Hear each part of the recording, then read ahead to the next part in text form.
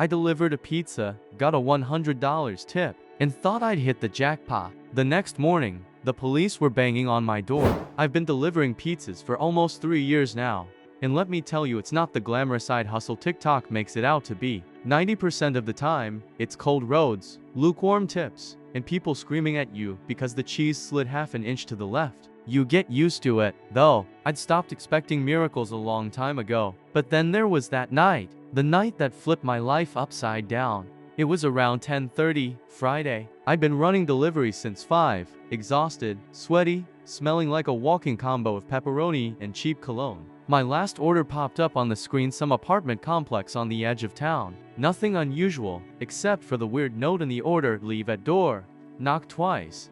That's pretty standard for lazy customers, but something about the wording made me frown. Whatever, I just wanted to finish my shift. I pulled up to this old brick building with flickering hallway lights, the kind of place where you can't tell if people are students, struggling families, or something sketchier. I balanced the pizza bag on one arm, climbed the creaky stairs, and found the unit. Knocked twice, just like they said.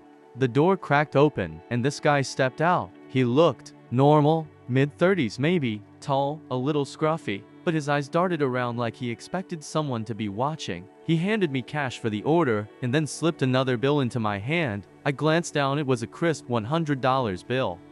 Dude, I said, half laughing, you sure about this? He smiled, quick and nervous. Yeah, man, you deserve it. And then the door shut. I stood there like an idiot, staring at the bill. $100 for a single pizza. That was more than I usually made in a whole night. My first thought was that it was fake. I even held it up to the shitty hallway light, trying to see the strip inside. Nope, looked real. Walking back to my car, my heart was pounding like I just won the lottery. I drove the rest of the night in a haze, imagining what I could do with the extra money. Pay off some bills, maybe finally fix the busted air conditioning in my old Honda. Hell, I even thought about blowing it on something stupid, like sneakers or a new Xbox controller. I got home, tossed the bill on my desk, and took a photo to send to my buddy. Bro, I just got $100 tip for pizza. Who even does that? He replied instantly, sketchy AF. You better check if that money's real. I laughed it off. Skeptical friends are jealous friends, right? The next morning, I woke up to the sound of pounding on my door. Not knocking, pounding. I dragged myself up, hair a mess, still half asleep, opened the door, and there were 2 cops standing in the hallway. One tall, one short, both with that serious cop look that makes you feel guilty even if you haven't jaywalked in months. Michael Torres, the tall one, asked. Yeah, my throat went dry. We need to ask you a few questions about a delivery you made last night. My stomach dropped straight through the floor. The $100 bill was still sitting on my desk, practically glowing like a neon sign.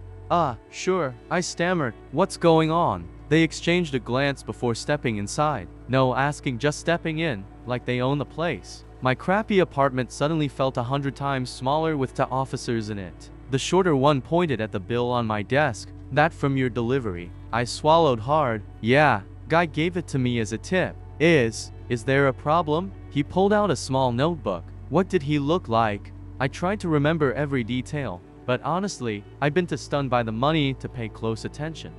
Mid-30s maybe. Tall, brown hair, kinda scruffy, jeans and a hoodie, I think. The taller cop scribbled something down, then he looked me dead in the eye. That man is a suspect in an ongoing investigation. The address you delivered to there was a break-in reported just an hour after you left. Neighbor heard shouting, saw someone matching your description of him. We need to know exactly what happened. My head spun. A break-in, suspect. Suddenly, the $100 tip didn't feel like a blessing. It felt like a fucking trap.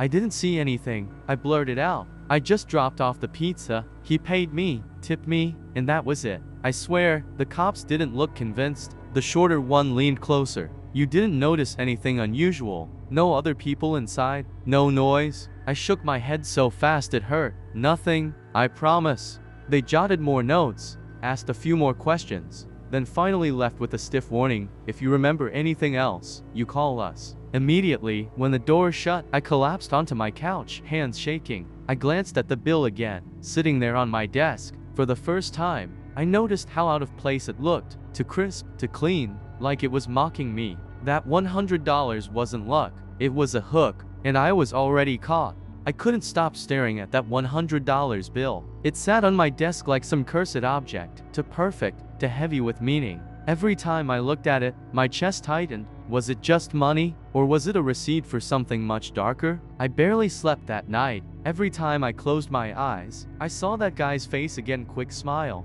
darting eyes. The way he practically shoved the tip into my hand, it didn't feel generous anymore. It felt like hush money. By morning, my phone buzzed. Unknown number. Against every sane instinct, I answered. Mr. Torres, this is Detective Evans. We'd like you to come down to the station. We have a few more questions. My stomach dropped. Am I in trouble? Not if you cooperate, he said, in that flat police tone that doesn't tell you a damn thing. So I went. The station smelled like burnt coffee and old paper. They led me into a small interview room, metal table, buzzing light overhead, the kind of place you've seen in every crime show. Only this time, I was the one in the chair. Detective Evans sat across from me. His partner, Detective O'Neill, leaned against the wall, arms crossed, watching like a hawk. Evans slid a folder onto the table and opened it. Inside were photos. The building where I delivered the pizza. Police tape across the door. Shattered glass on the floor. Last night, Evans began, you delivered to this address. About 1 hour later, a neighbor reported a break-in. By the time officers arrived, the place was trashed. The tenant wasn't home. Items were stolen. And according to witnesses, a man matching your description was seen leaving. I nearly choked. What? No, that wasn't me. I just dropped off pizza. That's all. Evans didn't blink. Then tell me again, slowly, what happened when the door opened. So I repeated the story, word for word. Nervous guy, hoodie, gave me cash, slipped me the 100, shut the door. O'Neill finally spoke. You didn't think it was strange? $100 tip for a single pizza? I threw up my hands. Of course I thought it was strange, but what was I supposed to do? Say no? Who the hell says no to money? Evans leaned forward. That bill you took, do you still have it? My mouth went dry. Yeah, it's at my apartment. Good, he said. We'll need to take it for evidence. The word hit me like a punch. Evidence. Suddenly I wasn't just a witness, I was part of their case. When they finally let me go, I felt like the whole world was watching me. Back at my apartment, I grabbed the bill, sealed in a little sandwich bag like it was radioactive, and handed it over to the cops when they came by. Watching them bag it, tag it, and drive away with it made me realize I wasn't holding money. I'd been holding a thread in a much bigger mess. That night, my buddy Eric came over. He's the kind of guy who thinks everything is a conspiracy. So naturally, I told him everything. He whistled low when I finished. Dude, you know what that was, right? That wasn't a tip. That was a payoff. I frowned. For what? Eric shrugged. Could be anything. Drugs. Stolen goods. Maybe he thought you were delivering more than pizza. Or maybe he just wanted to make sure you shut up about seeing him. I buried my face in my hands. I didn't even see anything. Yeah, but you were there, Eric said. And sometimes that's enough. A couple days later, the detectives showed up again. No warning, no call, just a knock on my door. When I opened it, they walked right in like they owned the place. Evans held up a photo. This the guy? My blood froze. It was the same man who'd given me the 100. Hoodie, scruffy face, darting eyes. Yeah, I whispered. That's him. Evans nodded, slid the photo back into the folder. He's wanted in connection to multiple burglaries. Possibly worse. You're lucky he didn't drag you into more trouble. O'Neill leaned closer. But we're not convinced you've told us everything. If he gave you that kind of money, he wanted something from you. Are you sure he didn't slip you anything else? Say anything suspicious? I shook my head so hard it hurt. No, just the pizza. Just the money. They stared at me for a long time, like they could see through my skin. Then they left. After that, things got weird. Walking back from a shift, I noticed a car parked across from my apartment. Same car, every night. Windows tinted, engine running. At first I thought it was paranoia. But then, one night, as I walked past, the driver's window rolled down just enough for me to see a face. It was him, the guy from the delivery. I froze. My legs screamed to run, but I couldn't move. He just looked at me. No smile this time, no fake friendliness. Just cold eyes, watching, and then he drove off. I stumbled into my apartment, locked every bolt, and sat on the floor shaking. That $100 wasn't a gift, it was a chain, and I was already on the leash. For the next few days, I lived like a fugitive in my own damn apartment. Curtains shut, lights off at night, jumping every time someone knocked on a neighbor's door. I even unplugged my Xbox because the startup sound felt too loud. The paranoia wasn't just in my head. I kept seeing that same car parked a block away, parked across from the pizza shop, once even idling outside my gym. I never got a good look at the driver, but I didn't need to. I knew who it was. The guy with the $100 smile. I couldn't tell if he was trying to scare me into silence or waiting for me to slip up. Either way, it was working. One evening, I went back to work like nothing had happened. My boss, Tony, noticed something was off. He's this burly Italian dude who's been running the shop since the 80s, thick accent and all. "You look like shit, Mikey," he said, tossing dough in the air. "You sick or something?" I forced a laugh. "Nah, just not sleeping well." Tony narrowed his eyes. "It's those cops, isn't it? They came by here asking about you." My stomach clenched. "What did you tell them?" "What do you think? That you're one of my best drivers, always on time, never causes trouble. But listen," he leaned closer, "I don't like cops sniffing around my business. You bring heat here, and we're gonna have a problem." Great. Now, had my boss pissed at me too? That night, the paranoia peaked. I was halfway through a delivery when flashing blue lights lit up my rearview mirror. I pulled over, heart pounding. A cop approached, flashlight blinding me through the window. "Michael Torres?" I nodded, sweating. "Step out of the vehicle." I did, hands shaking. They patted me down, checked my car. People were slowing down to watch, and I felt like the biggest criminal on the planet. Finally, one of them said, "You're free to go. Drive safe." That was it. No ticket, no explanation. When I asked what the hell that was about, he just smirked. "Routine check. Bullshit." They were watching me too. By the time I got home, I was spiraling. I called Eric again, practically yelling into the phone. "Man, I don't know what to do. The cops think I'm lying. The guy who tipped me is stalking me, and now my boss is breathing down my neck." Eric was quiet for a second, then he said, "Bro, you ever think maybe that bill wasn't even real money?" "What do you mean?" "I mean counterfeit, dirty, marked, whatever. Think about it. Why would cops care so much about one tip unless it was tied to something bigger?" I froze. My brain flashed back to the way the detectives had bagged the bill, like it was radioactive. "Jesus Christ," I whispered. "You think they planted me?" Eric sighed. "I think you're in the middle of something way above your pay grade, man."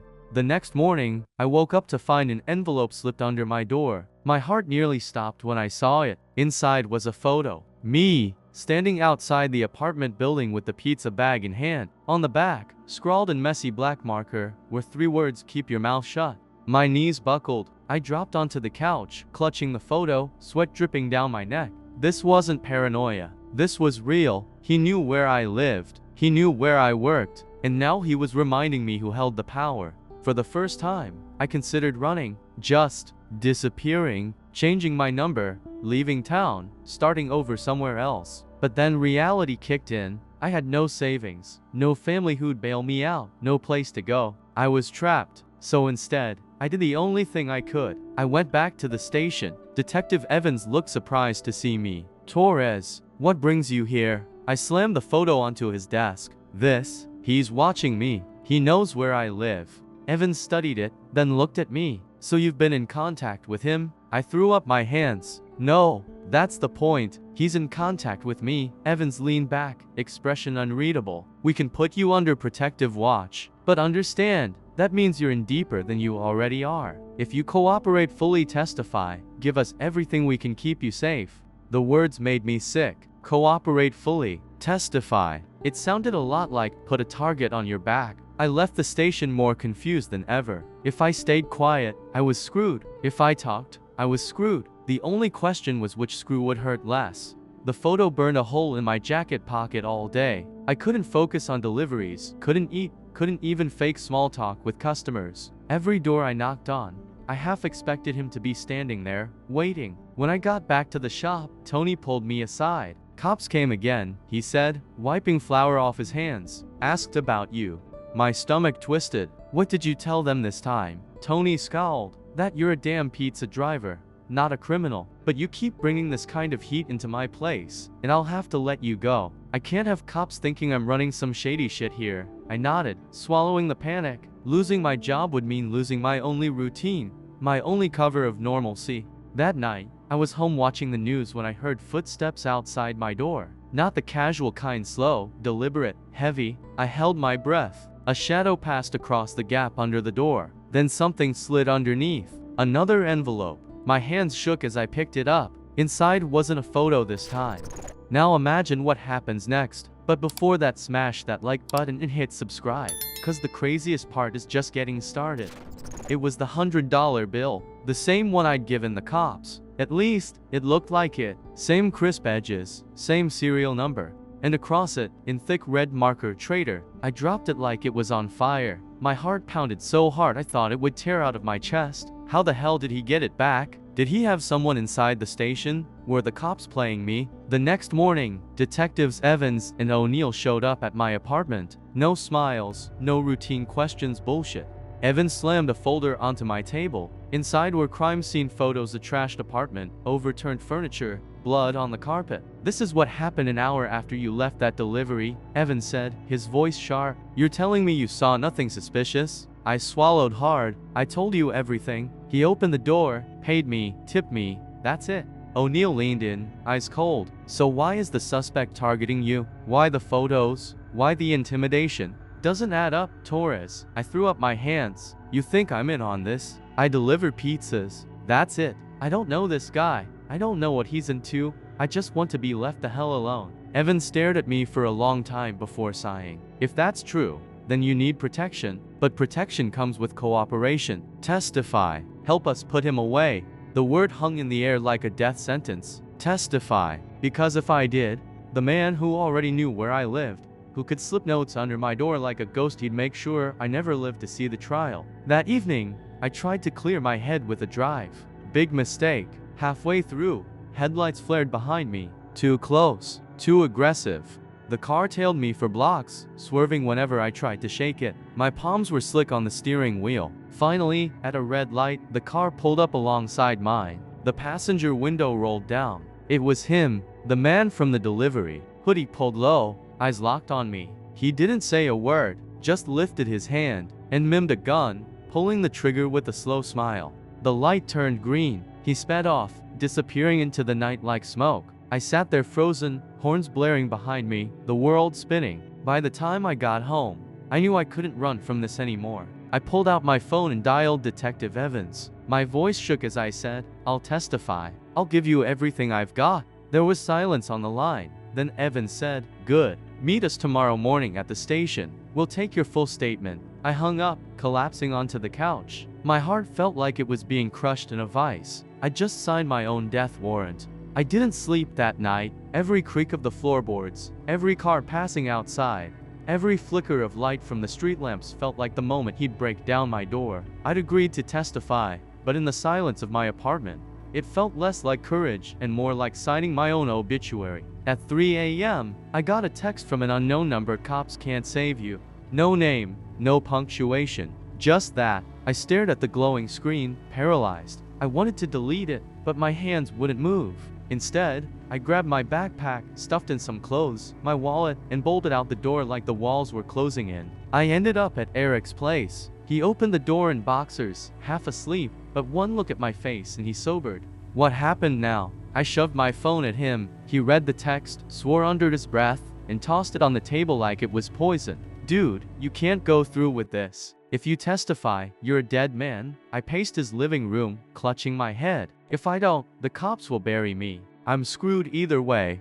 Eric rubbed his face. "So pick the devil you know. Cops might screw you with paperwork. That guy, he'll screw you with a bullet." The next morning, I walked into the pizza shop, bleary-eyed. Tony pulled me into the back. "You got people following you?" he demanded. My chest tightened. "What?" "No, why?" "Because last night, some guy came by asking about you. Didn't order food, didn't even look at the menu. Just asked if you worked here." The blood drained from my face. Tony's jaw clenched. "I don't know what you're mixed up in, Mikey, but I don't want it near my shop. One more visit like that, and you're done here." He stormed off, leaving me shaking. Now I wasn't just a target, I was radioactive. Everywhere I went, I put other people at risk. That night, I decided to test a theory. I drove aimlessly for an hour, weaving through side streets, doubling back on highways, circling blocks at random, and still headlights in the mirror. Same distance, Same persistence. I pulled into a grocery store parking lot and parked under the brightest light, sat there, engine running, pretending to scroll my phone while my pulse hammered. After 10 minutes, the car that had been following me finally rolled past. Slow, windows tinted. I couldn't see the driver, but I didn't need to. It was him, again. I wanted to scream, to cry, to punch something, but instead, I just sat there, gripping the steering wheel until my knuckles turned white. Tomorrow, I'd give my statement. Tomorrow, I'd make it official. And tonight, I might not survive. The morning I was supposed to give my statement, I woke up to silence that felt wrong. Not peaceful wrong. No cars outside. No neighbors yelling. Just nothing. I showered, dressed, and grabbed my keys with shaking hands. My backpack was already packed: phone charger, toothbrush, change of clothes. Part of me knew I might not come back. As I stepped out of my apartment, I froze. An envelope was taped to my door. My heart pounded as I ripped it open. Inside was a single photo. Me, sleeping in my own bed. My knees went weak. Someone had been inside.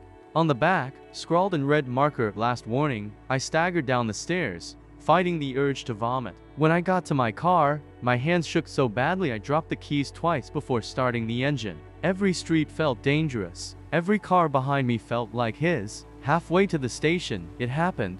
A black sedan pulled up fast, cutting across traffic, slamming into my rear bumper. My car fishtailed, tires squealing, horns blared. I swerved hard, heart exploding in my chest, but the sedan stayed glued to me. Another slam, metal on metal, sparks flying. I floored it, weaving through morning traffic, barely missing a delivery truck. The sedan kept coming, closer, relentless. I could almost see his face behind the tinted glass. By some miracle, I made it into downtown, screeching into the police station's lot. I ditched the car, sprinting for the doors like my life depended on it, because it did. Inside, the detectives were already waiting. I collapsed against the counter, gasping, "He's here. He's following me." They rushed me into a back room, voices sharp, radios crackling. I caught pieces: black sedan, suspect vehicle, perimeter. Evans sat me down, his face grave. "Torres, listen. If you want to survive this, you need to testify. Right now. On record. Before he gets another chance." I nodded, tears blurring my vision. For the first time, I realized there was no going back. Either I told them everything, or I'd be dead before sunset. I opened my mouth to speak, but before a word left, the lights flickered. Sirens blared outside. Someone shouted down the hall, "Shots fired." And just like that, the world went black.